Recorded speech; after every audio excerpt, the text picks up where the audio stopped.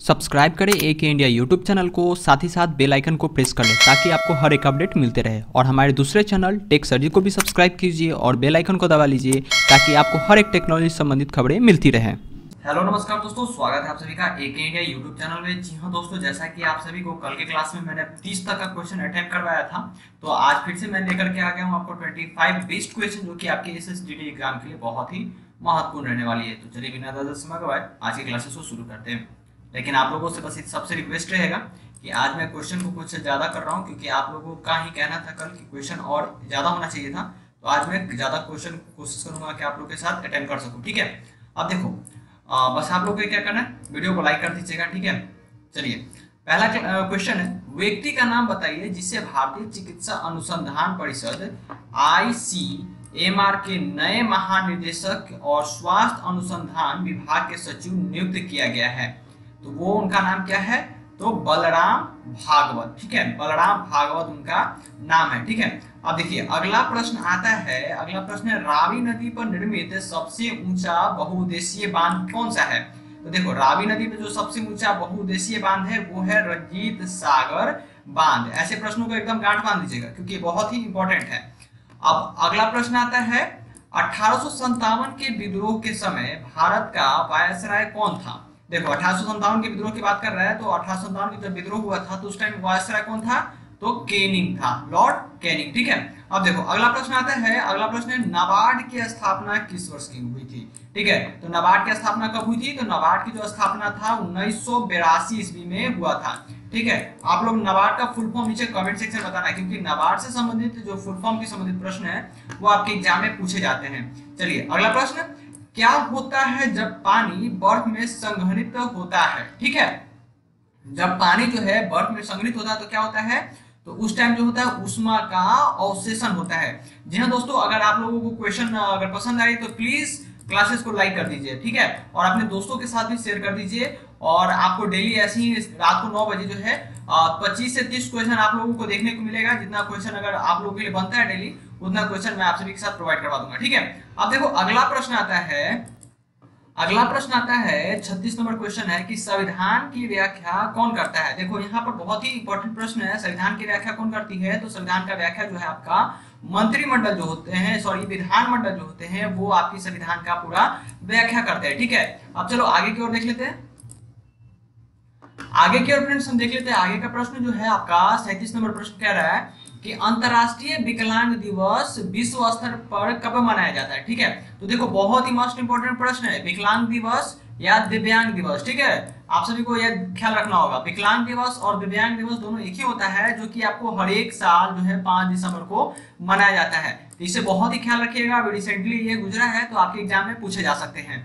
अब देखो अगला प्रश्न है, हड़प्पा सभ्यता के संदर्भ में कौन सा कथन सत्य है। जी हाँ दोस्तों, हड़प्पा सभ्यता के संदर्भ में कौन सा कथन सत्य है, तो उनके द्वारा पशुपति की पूजा की जाती थी, यानी कि कुबरदार जो सांड था उनकी जो पूजा हड़प्पा सभ्यता में जो था वो किया जाता था। ठीक है, अब देखो अगला प्रश्न आता है, किसके कारण मलेरिया होता है। यानी कि हर एक बीमारियों का संबंधित जो आपकी वायरस होती है या जो आपकी कारक होती है, उसके लिए मैं अलग से आप लोगों को वीडियो प्रोवाइड करवा दूंगा। आपके 1 नंबर का प्रश्न जो है यहाँ से आपको बन के आएगा। ठीक है, तो इस तरीके के प्रश्नों को आप लोगों को बहुत ही ख्याल से रखिएगा। मलेरिया किसके कारण होता है, तो आप प्रोटोजोआ के कारण होता है। ठीक है, तो बताइएगा कि टाइफाइड जो होता है वो किसके कारण होता है, आप लोग नीचे कमेंट सेक्शन में जरूर बताइएगा। ठीक है, अब देखो अगला प्रश्न जो है, किस राज्य को भारत का टाइगर स्टेट कहा जाता है। जी हाँ दोस्तों, टाइगर स्टेट किसे कहा जाता है, तो देखो इसे जो है मध्य प्रदेश को टाइगर स्टेट के नाम से भी जाना जाता है।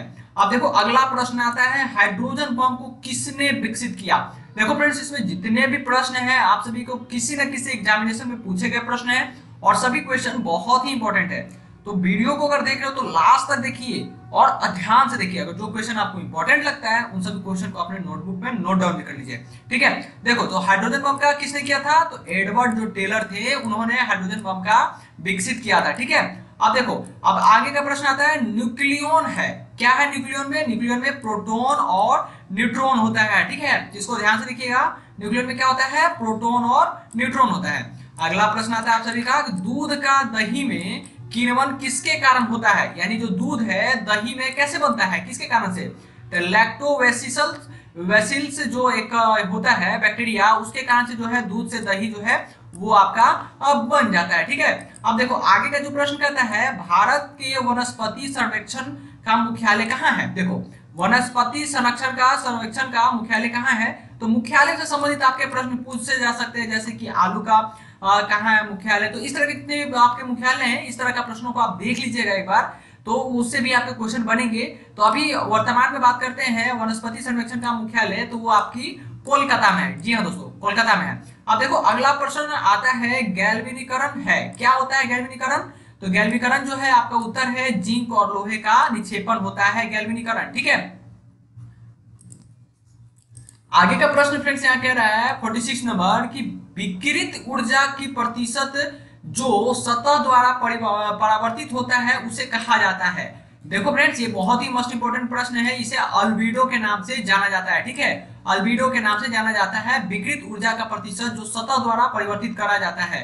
जैसे कि मान लेते हैं कि आपका ये अर्थ हो गया, अर्थ पे जो है सन का लाइट आता है। ठीक है, अर्थ पे क्या आता है, सन का लाइट आता है। तो सन क्या, अर्थ क्या करता है, सभी जो एनर्जी होता है हीट का उसे एब्जॉर्ब नहीं करता, उसे क्या करता है, रिफ्लेक्ट भी कर देता है अपने पास से। ठीक है, तो उसे जो क्या कहते हैं, एल्बिडो कहते हैं। अब देखो अगला प्रश्न आता है अधिकतम संश्लेषित गतिविधि होती है किसमें, तो प्रकाश के नीले और लाल क्षेत्र में। ठीक है दोस्त, इसमें देखो प्रकाश के नीले और लाल क्षेत्र में क्या होता है, अधिकतम संश्लेषित गतिविधि होती रहती है। अब देखो अगला प्रश्न आता है व्हाट्सएप। जी हाँ दोस्तों, व्हाट्सएप देखो यहाँ पर आप यूज करते होंगे अपने फोन में व्हाट्सएप। व्हाट्सएप के सह संस्थापक और सीईओ का नाम बताना है जिसने मूल कंपनी फेसबुक से इस्तीफा देने की घोषणा की है।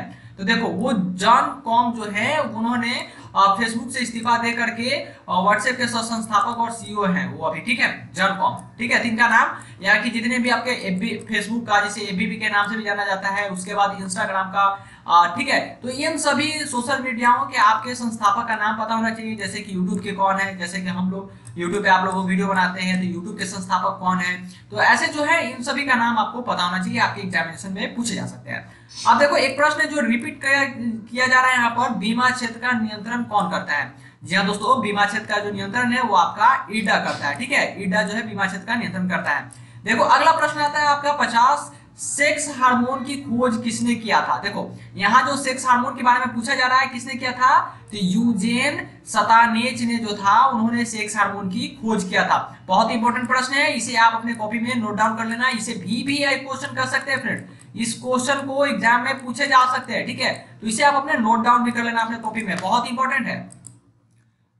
अगला प्रश्न आता है फ्रेंड्स आयोडीन को। हाँ जी हाँ दोस्तों, आयोडीन को किसके द्वारा आयोडीन और पोटेशियम क्लोराइड के मिश्रण से अलग किया जा सकता है। जी हाँ दोस्तों, आयोडीन को किसके द्वारा आयोडीन और पोटेशियम क्लोराइड के मिश्रण से अलग किया जा सकता है, तो वो है निस्पंदन द्वारा जो है इसे अलग किया जाता है। अब देखो एक प्रश्न आता है भीम से। जी हाँ दोस्तों, भीम ऐप आपको पता होगा, ये यूपीआई पेमेंट के लिए भीम ऐप है। ठीक है, ऐप की सुविधा नहीं है इसमें क्या है, केवल एक भाषा ही आप इसमें यूज कर सकते हैं। ठीक है, इसमें कौन सा ऐप की सुविधा नहीं है, केवल एक भाषा के लिए इसमें आपको एक भाषा मिलता है। ठीक है, अब देखो अगला प्रश्न आता है कॉन्टिनेंट ऑफ कॉन्ट्रास्ट किसे कहते हैं। जी हाँ दोस्तों, कॉन्टिनेंट ऑफ कॉन्ट्रास्ट किसे कहते हैं, तो उसे अफ्रीका जो है उसे कहा जाता है। अफ्रीका को कॉन्टिनेंट ऑफ कॉन्ट्रास्ट के नाम से जाना जाता है। ठीक है, तो इस क्वेश्चन को भी आप इंपॉर्टेंट कर लेना, बहुत ज्यादा इंपॉर्टेंट है, बीबीआई प्रश्न है आप लोगों के लिए। ठीक है, अब देखो अगला प्रश्न आता है एम्फोटेरिक। जी हाँ दोस्तों, एम्फोटेरिक पदार्थ किस रूप में क्रिया करता है। जी हाँ दोस्तों, एम्फोटेरिक पदार्थ होते हैं किस रूप में क्रिया करती है, तो अम्ल और क्षार दोनों के रूप में ये क्रिया करती है। तो इस क्वेश्चन को आप बहुत ही ज्यादा इंपॉर्टेंट मानना, बीबीआई क्वेश्चन है आप सभी का। ये सब जितने प्रश्न मैंने बीबीआई बनवाई है ये सभी आप लोगों के एग्जाम में पूछे जा सकते हैं। और दोस्तों आप लोगों को क्वेश्चन पसंद आ रही है तो अगर आप वीडियो को लास्ट तक देख रहे हो तो प्लीज लाइक कर दीजिएगा, इससे हमें आगे की क्लासेस देने में मोटिवेशन मिलेगी और आप सभी को और अच्छे क्वेश्चन आप लोगों के साथ रखेंगे। ठीक है, तो क्लासेस को लाइक कर दिया कीजिए। ठीक है, जितने भी सारे लोग लाइक हैं अभी इस क्लासेस को लाइक कर दीजिए। अब देखो अगला प्रश्न आता है किसका आयाम आवेग के अनुसार है। जी हाँ दोस्तों, किसका जो है आयाम आवेग के अनुसार होता है, तो वो जो होता है संवेग। जी हाँ दोस्तों, संवेग का जो आयाम होता है आवेग के अनुसार होता है। अब देखो अगला प्रश्न आता है लोहे की सुई पानी की सतह पर क्यों तैरती है जब इसे अच्छी तरह रखा जाता है। जी हाँ दोस्तों, संकरे सतह के कारण जो है लोहे की सुई जो है वो पानी के ऊपर तैरने लगती है जब इसे अच्छी तरह से रखा जाता है। ठीक है, देखो फ्रेंड्स, अगला प्रश्न आता है, प्रकाश का कौन सा रंग जब एक प्रिज्म के माध्यम से गुजरता है तो सबसे ज्यादा विचलन दिखाता है? तो फ्रेंड्स वो हरा रंग होता है, हरा रंग जो है सबसे ज्यादा विचलन दिखाता है। तो फ्रेंड्स आगे का जो प्रश्न है आपका, संविधान में जन स्वास्थ्य एवं स्वच्छता तथा अस्पताल एवं औषधालय किस सूची में आती है? जी हाँ दोस्तों, आपकी जो जन स्वास्थ्य और स्वच्छता है तथा अस्पताल एवं औषधालय है किस सूची में आती है?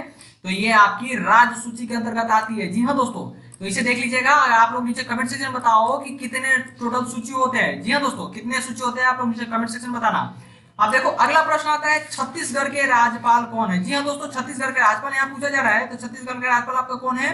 तो बलराम जी दास टंडन जो है आपके छत्तीसगढ़ के वर्तमान में राज्यपाल है। जी हाँ दोस्तों, देखो आज का जो आखिरी प्रश्न है, कौन सा अंग पानी, वसा और विभिन्न कैटाबॉलिक कचरे को बाहर निकालता है? जी हाँ दोस्तों, तो कौन सा कचरा निकालता है? तो आपकी जो किडनी होती है वो आप सभी को शरीर के जितने भी अंग, पानी, वसा और विभिन्न कैटाबॉलिक कचरे होते हैं उसे जो है शरीर से बाहर निकालते हैं।